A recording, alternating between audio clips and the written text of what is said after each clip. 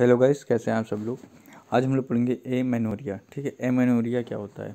Amenorrhoea ये gynaecology और obstetrics का एक टॉपिक है। तो ये होता क्या है, मतलब कि किसी फीमेल में जब मेंस्ट्रुअल साइकिल एब्सेंस हो जाती है तो उसको एमेनोरिया कहते हैं। ठीक है, तो चलिए स्टार्ट करते हैं। और तो एमेनोरिया होता क्या, तो देखिए एमेनोरिया ए का मतलब होता है एब्सेंस, ठीक है, और मेनोरिया का मतलब होता है मेंस्ट्रुअल साइकिल। तो इसका सिंपल सा मीनिंग होता है एमेनोरिया का एब्सेंस ऑफ मेंस्ट्रुअल साइकिल। ठीक है, फिर इसके बाद देखते हैं इंट्रोडक्शन, देखते हैं इसका क्या है। इंट्रोडक्शन में देखिए आप लोग कि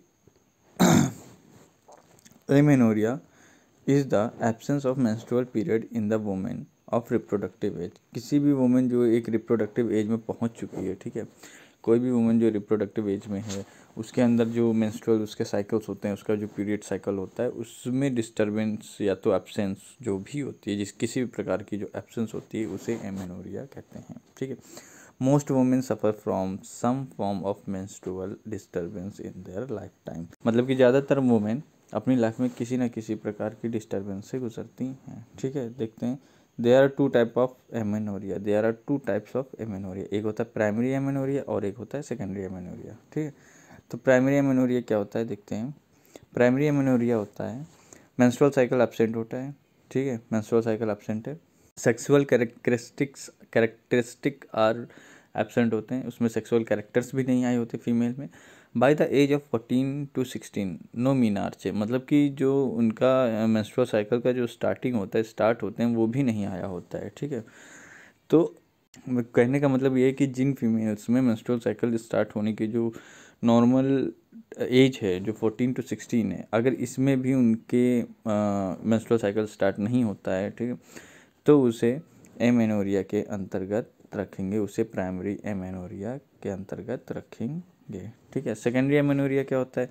सेकेंडरी एमेनोरिया होता है कि no menses for 3 months, normal menstrual history और 9 months हिस्ट्री ऑफ ओलिगोमेनोरिया। तो ये क्या होता है, इसमें होता है कि नो मेंसेस फॉर 3 months, मतलब कि 3 months तक पीरियड नहीं आते हैं। ठीक है, जैसे कि ये हम लोगों ने प्राइमरी में पढ़ा था कि जिसके स्टार्ट होने वाले होते हैं, बट ये सेकेंडरी में ये होता है कि जिनके स्टार्ट हो चुके हैं, जिनके नॉर्मल चल रहे थे, उसमें किसी भी प्रकार की जो डिस्टर्बेंस हो जाती है और जो एब्सेंस हो जाती है वो, तो मतलब कि उनके अगर कंटिन्यू 3 months तक मेंस्ट्रुअल साइकिल नहीं हुआ और उनकी नॉर्मल मेंस्ट्रुअल हिस्ट्री भी थी, या तो उन्हें 9 months से ओलिगोमेनोरिया होता है। और ओलिगोमेनोरिया मतलब कि मेंस्ट्रुअल साइकिल में जो ब्लड होता है वो कम आता है, या तो किसी प्रकार की डिस्टर्बेंस होती है, या तो रह रह के आता है, ऐसे कर जो भी होती है हल्की फुल्की, but it is not an oligomenorrhoea, it not an completely absence of, but ये स्टार्ट होता है धीरे धीरे, फिर उसके बाद एमेनोरिया आ सकता है। फिर इसके बाद देखते हैं कि प्राइमरी एमेनोरिया क्यों होती है। ये इसके लिए जो ये generally cause by hormone GnRH, ठीक है, इसके लिए गोनाडोट्रोपिन रिलीजिंग हार्मोन जिम्मेदार होता है। ठीक है, तो इसमें क्या होता है, GnRH stimulate the pituitary gland to produce FSH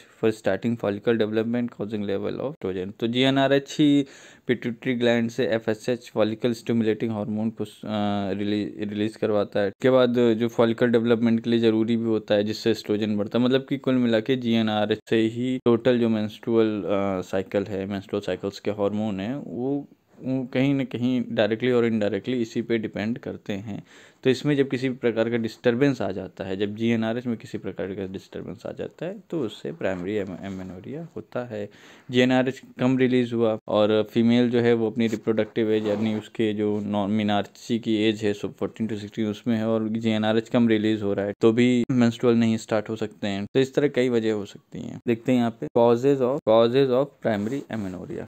जो प्राइमरी एमेनोरिया है उसके कॉज क्या होते हैं। तो जो सबसे पहला कॉज है, यहाँ पे आप लोग देखिए, जो सबसे पहला कॉज है वो ये है स्ट्रेस। तो स्ट्रेस कैसे फीमेल को प्राइमरी एमेनोरिया की तरफ ले करता है। तो स्ट्रेस जो होता है, अगर फीमेल जो है वो स्ट्रेस लेती है किसी भी प्रकार का, तो उससे कॉर्टिसोल जो स्ट्रेस हार्मोन होता है वो रिलीज होता है, जिसे कॉर्टिसोल कहते हैं। कॉर्टिसोल रिलीज होगा तो एज अ रिजल्ट वो क्या करता है, वो GnRH के सिक्रेशन को कम कर देता है। इसी वजह से स्ट्रेस नहीं लेना चाहिए। स्ट्रेस, फिर उसके बाद बर्थ डिफेक्ट, उनमें किसी भी प्रकार का बर्थ डिफेक्ट होता है, जैसे कि डिफेक्ट इन किसी प्रकार सेक्सुअल ऑर्गन्स में डिफेक्ट हो जाता है, या किसी प्रकार का हार्मोनल डिफेक्ट हो जाता है। फिर उसके बाद जो तीसरी चीज़ है वो है हार्मोनल इम्बैलेंस, उनमें उनमें हार्मोनल इम्बैलेंस हो सकता है, जैसे हम लोग पढ़ चुके हैं GnRH हो गया, FSH हो गया किसी प्रकार का। ठीक, ट्यूमर से कैसे होता है, अगर किसी फीमेल को ट्यूमर है और पता है उसको कि उसको ट्यूमर, तो जाहिर सी बात है स्ट्रेस लेगी, क्योंकि डेथ के करीब उसको लगता है कि हाँ मैं मर सकते हैं या इस तरह की कोई भी, तो स्ट्रेस हार्मोन फिर से रिलीज होगा, सेम वही कॉर्टिसोल, और फिर वो GnRH को घटा देते हैं। जेनेटिक होता है, जेनेटिक बहुत टाइप के होते हैं। फिर इसके बाद देखते हैं primary ovarian failure. Primary ovarian failure में ये होता है कि जो हमारी ओवरीज हैं वो उनका प्रॉपर वर्क नहीं करती हैं। फिर इम्परफोरेटेड हाइमन। इम्परफोरेटेड हाइमन का मतलब क्या होता है कि मतलब कि जो वेजाइना है, ठीक है, वेजाइना के जो हाइमन होता है वो जब फीमेल वर्जिन होती है तो ये नहीं होता है कि कम्प्लीटली बंद होता है, वो हल्का सा मतलब उसमें ओपनिंग होती है, हल्की सी ओपनिंग होती है, तो जो मेंस्ट्रुअल का जो लिक्विड होता है वो रिलीज होता रहता है। बट इम्परफोरेटेड हाइमन में जो होता है, इम्परफोरेटेड हाइमन में ये पूरा कवर होता है, ये पूरा कवर होता है। इम्परफोरेटेड हाइमन में ये जो सेंटर है ये पूरा कवर होता है। आप लोग डायग्राम में देख सकते हैं, आप लोग डायग्राम में देख सकते हैं कि कैसे क्या होता है। ये देखिए आप डायग्राम में दिख रहा है आपको। तो इसके बाद देखते हैं causes of secondary amenorrhoea. Secondary amenorrhoea के कॉजेज क्या होते हैं? सेकेंडरी एमेनोरिया के कॉजेज सबसे पहले एनोरेक्सिया हो गया। एनोरेक्सिया मतलब कि लॉस ऑफ एपेटाइट। अगर कोई फीमेल के जो नॉर्मल मेंस्ट्रुअल चल रहे हैं और किसी प्रकार से उसकी एपेटाइट में लॉस होता है, उसको का जो न्यूट्रिशन है उसको नहीं मिलते हैं, एज अ रिजल्ट उसका ब्लड फॉर्मेशन रुक जाएगा, डिक्रीज हो जाएगा। तो फिर उससे क्या होगा, उससे उसको एनीमिया होगा। एनीमिया से क्या होगा, इम्प्रॉपर O2 सप्लाई मिलेगी, जिससे अगर एनीमिया हो गया, ब्लड फॉर्मेशन कम हो गया, तो इम्प्रॉपर ऑक्सीजन सप्लाई, ठीक है, मतलब जो ब्लड है बॉडी में, तो वो ऑक्सीजन, जब ब्लड ही कम है तो ऑक्सीजन की सप्लाई भी कम होगी। उससे क्या होगा, organs do not do improper function like brain, ovary, मतलब कि जो ब्रेन ऑर्गन्स जैसे ब्रेन हो गया, ओवरीज हो गई और अदर ऑर्गन्स हो गए, वो प्रॉपर फंक्शन नहीं कर पाएंगे।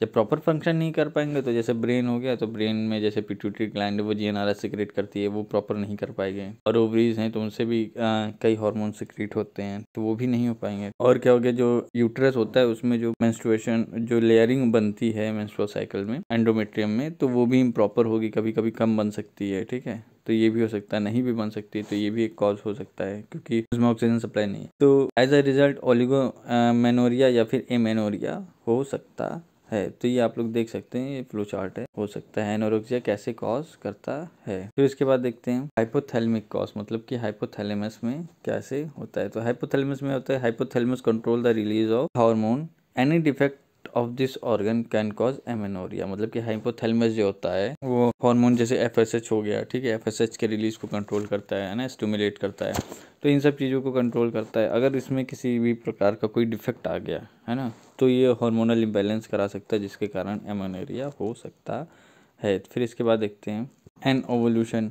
एन ओवल्यूशन का मतलब क्या होता है? एन ओवल्यूशन का मतलब होता है एब्सेंस ऑफ ओवल्यूशन। ओवल्यूशन ही नहीं हुआ, तो जब ओवल्यूशन ही नहीं हो गया तो फिर वो साइकिल जो है वो वहीं पे बंद खराब हो जाता है। जब ओवल्यूशन ही नहीं हुआ तो फिर हो सकता है किसी प्रकार से वहाँ पे एमेनोरिया हो जाए, ठीक है। फिर PCOS, पॉलीसिस्टिक ओवेरियन सिंड्रोम। इसमें क्या होता है, पॉलीसिस्टिक ओवेरियन सिंड्रोम में क्या होता है कि जो ओवरीज हैं, ठीक है, जहाँ पे रहती हैं पिंबरी में, पिंबरी के पास वहाँ पे सिस्ट्स बन जाती हैं, ठीक है। ट्यूमर हम लोग पढ़ ही चुके हैं कि स्ट्रेस होगा उसको और फीमेल में ये होगा, ठीक। एडहेशन, मतलब कि जो एडहेशन का मतलब होता है फॉर्मेशन ऑफ एक्स्ट्रा टिश्यू, जैसे कि वेजाइना हो गया या फिर यूट्रस हो गया, इन सब जगहों पे एक्स्ट्रा टिश्यू फॉर्मेशन हो जाता है, जिसके कारण वहाँ पे जो ब्लड होता है वो नहीं निकल पाता है किसी प्रकार से, तो उसको भी इन सब कॉजेज़ के अंतर्गत रखा गया। इन्फेक्शन हो गया, इन्फेक्शन किसी प्रकार से वेजाइना या यूट्रस में हो जाता है, तो ठीक है। कॉन्ट्रासेप्टिव यूज़ करती हैं फीमेल्स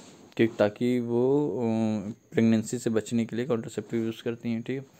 तो उससे क्या होता है, जो वो हार्मोनल चेंज करता है और वो ओवल्यूशन को एब्सेंट करता है। डेवलपमेंटल प्रॉब्लम, जो ऑर्गन्स के डेवलपमेंट्स होते हैं उसमें कोई प्रॉब्लम हो जाए तो मीनोपॉज क्यों रखा गया है कि मीनोपॉज इस वजह से रखा गया है कि जो मीनोपॉज की जो नॉर्मल एज है वो है 45 से 50 ईयर के बीच में, 45 से 50 साल के बीच में रखी गई है। बट कई बार ये होता है कि मीनोपॉज पहले आ जाता है, तो जो मीनोपॉज पहले आ जाता है तो उस मीनोपॉज को रखा गया। कई बार ये होता है कि 40 साल में ही उसको मेनोपॉज आ जाते हैं, तो इसी वजह से कॉज में रखा गया है। फिर उसके बाद प्रेगनेंसी में भी पीरियड मिस हो जाते हैं, ठीक है, पीरियड नहीं आते हैं, मेंस्ट्रुअल साइकिल एब्सेंट रहता है। ब्रेस्ट ब्रेस्ट फीडिंग कैसे कॉज करता है, तो breast feeding simply breast feeding में जो मिल्क बनाने के लिए हार्मोन होता है वो होता है प्रोलैक्टिन, ठीक है। वो प्रोलैक्टिन जब रिलीज होता है तो एज अ रिजल्ट वो भी जीएनआरएच के सिक्रेशन को कम कर देता है। जब जीएनआरएच के सिक्रेशन को कम कर देता है तो फिर से वही हार्मोनल इम्बैलेंस हो जाता है और मेंस्ट्रुअल साइकिल एब्सेंट हो जाते हैं। फिर इसके बाद देखते हैं sign and symptom. Sign and symptom क्या होते हैं, तो the main sign of amenorrhoea is absence of menstrual period. अगर किसी में भी मेंस्ट्रुअल पीरियड एब्सेंस हो रहे हैं, ठीक है, या तो सेकेंडरी हो या तो प्राइमरी हो, तो सबसे मेन साइन यही है। Depending on the cause of amenorrhoea you might experience other sign और symptom along with absence of period, ठीक है। मतलब कि आप पीरियड्स के मेंस्ट्रुअल साइकिल के एब्सेंस के साथ साथ और भी सिम्टम्स मतलब कि और भी सिम्टम्स एक्सपीरियंस कर सकते हैं, ठीक है। जैसे कि हेडेक हो गया। हेडेक कैसे होता है, जब फीमेल है वो स्ट्रेस ले रही है तो उसको हेडेक होगा, ठीक है। और स्ट्रेस का तो आप देख ही चुके हैं कैसे एमेनोरिया कॉज करता है। Vaginal dryness. वेजाइनल ड्राइनेस क्या होता है कि वेजाइनल जब गोनाडोट्रोपिन रिलीज हार्मोन कम होगा तो उससे क्या होगा कि जो एफएसएच है वो भी कम होगा। जब एफएसएच कम रिलीज होगा तो एस्ट्रोजन भी कम रिलीज होगा। और एस्ट्रोजन का काम होता है कि लुब्रिक वेजाइना को लुब्रिकेट करके रखना, ठीक है। Vision changes. विजन चेंजेस में देखते हैं क्या होता है कि इम्प्रॉपर हाइपोथैलेमस में जो हार्मोन होते हैं वो इम्प्रॉपर वर्क करते हैं। As a result hormonal imbalance की वजह से फीमेल्स में विजन चेंजेस के केसेस भी देखे गए हैं। फिर इसके बाद आइए देखते हैं नाइट स्वेट। फीमेल्स को रात में स्वेटिंग होती है, हार्मोनल इम्बैलेंस की वजह से उनको रात में स्वेटिंग भी होती है। इसके बाद देखते हैं डायग्नोस्टिक इवैल्यूएशन, ठीक है। डायग्नोस्टिक इवैल्यूएशन क्या होती है, ठीक है। डायग्नोस कैसे करते हैं, तो सबसे पहले हम उसकी हिस्ट्री लेते हैं कि आपको पहले भी कभी ये हुआ या नहीं हुआ, पहले हुआ कब से हो रहा है, ये सब चीज़ें, और कितने टाइम तक मतलब कि चलता है, नॉर्मल सी। फिर उसके बाद उसका हम लोग ब्लड टेस्ट कराते हैं, ठीक है। जैसे कि उसके ब्लड टेस्ट में हम लोग O2 लेवल देख सकते हैं, ठीक है, और उसके हार्मोन का लेवल्स भी देख सकते हैं। आप लोग पर देख ही चुके हैं पहले कि हार्मोन इम्बैलेंस कैसे कॉज करता है, ये सब चीज़ें। अल्ट्रासोनोग्राफी करते हैं। Ultrasonography of pelvis may be perform to assess the abnormalities of genital tract और to look for the polycystic ovaries. तो मतलब कि अल्ट्रासोनोग्राफी करते हैं किसी भी जेनाइटल ट्रैक्ट में किसी भी प्रकार की एबनॉर्मेलिटी को देखने के लिए। अगर उसमें एबनॉर्मेलिटी है तो शायद ऐसा हो सकता है कि उसके वो एमेनोरिया को कॉज करे। It can be the cause of amenorrhoea, ठीक है। और पॉलिसिस्टिक ओवरीज को देखने के लिए भी अल्ट्रासोनोग्राफी करते हैं। सीटी स्कैन और एमआरआई। सीटी स्कैन और एमआरआई जैसे हो गया, एमआरआई ब्रेन की जैसे हो गया, ठीक है, सीटी स्कैन भी हो गया। तो ये सब जैसे कि पिट्यूटरी और हाइपोथैलेमिक कॉज, मतलब पिट्यूटरी ग्लैंड और हाइपोथैलेमिक कॉज। जैसे क्या होता है, पिट्यूटरी ग्लैंड में किसी भी प्रकार की एक्स्ट्रा लेयरिंग चालू हो गई है तो उससे क्या होता है कि उसके हार्मोन रिलीजिंग जो होते हैं, हार्मोन का रिलीज जो होता है वो इम्बैलेंस हो सकता है, ठीक है। तो उससे भी दिक्कत हो सकती है, इसलिए सीटी स्कैन और एमआरआई कहा गया है, ठीक है। मतलब कि जो माइन्यूट सी चीज़ें होती हैं उन सबको देखने के लिए। ट्रीटमेंट क्या है, तो इसका जो ट्रीटमेंट है वो डिपेंड ऑन द कॉज, ठीक है। जो कॉज है उसके ऊपर ट्रीटमेंट डिपेंड करते हैं। प्राइमरी एमेनोरिया में क्या करते हैं ट्रीटमेंट। प्राइमरी एमेनोरिया में सबसे सिंपल है कि करेक्ट द अंडरलाइंग कॉज, मतलब कि जो मेन कॉज है उसको करेक्ट करें, ठीक है। एस्ट्रोजन रिप्लेसमेंट थेरेपी होती है। एस्ट्रोजन रिप्लेसमेंट थेरेपी, इसमें जो है आपके जो एस्ट्रोजन लेवल हैं वो थेरेपी उसको जो है कंट्रोल किया जाता है, ठीक है। एक पिट्यूटरी ट्यूमर, अगर उसके पास उसमें पिट्यूटरी ट्यूमर मिलता है, ठीक है, तो सर्जिकल ट्रीटमेंट उसका किया जाता है। और कोई एबनॉर्मलिटी तो उसके लिए भी सर्जिकल ट्रीटमेंट किया जाता है। अब देखते हैं इन सेकेंडरी एमेनोरिया क्या हो। सेकेंडरी एमेनोरिया में कैसे करते हैं। सेकेंडरी एमेनोरिया में हम लोग देखते हैं कि साइक्लिक प्रोजेस्टेरोन का जो नॉर्मल लेवल है उसको हम लोग बना के रखते हैं, ठीक है। प्रोमोक्रिप्टाइन टू ट्रीट द हाइपर प्रोलैक्टेमिया, जो हम लोग प्रोलैक्टिन हार्मोन जो ब्रेस्ट फीडिंग में यूज़ होता है, ब्रेस्ट फीड के लिए यूज़ होता है। प्रोलैक्टिन हार्मोन जब वो बढ़ जाता है तो जीएनआरएच घट जाता है, हम लोग देख चुके हैं पहले। तो उसको ट्रीट करने के लिए, उस पर बैलेंस पाने के लिए प्रोमोक्रिप्टिन दवाई यूज़ की जाती है, ठीक है। जीएनआरएच, ठीक है, अगर जीएनआरएच हम लोग एक्सटर्नल मेथड से ले सकते हैं। कब ले सकते हैं, when the cause is hypothalamic failure. जब हाइपोथैलेमिक फेलियर होता है तो जीएनआरएच रिलीज नहीं होता है, तो उसमें हम लोग बाहर से टेबलेट मतलब दवाइयों के थ्रू जीएनआरएच, ड्रग्स के थ्रू जीएनआरएच यूज़ कर सकते हैं, ठीक है। तो दोस्तों ये थी आज की वीडियो। अगर आपको पसंद आई हो तो please like and subscribe channel, and thank you so much.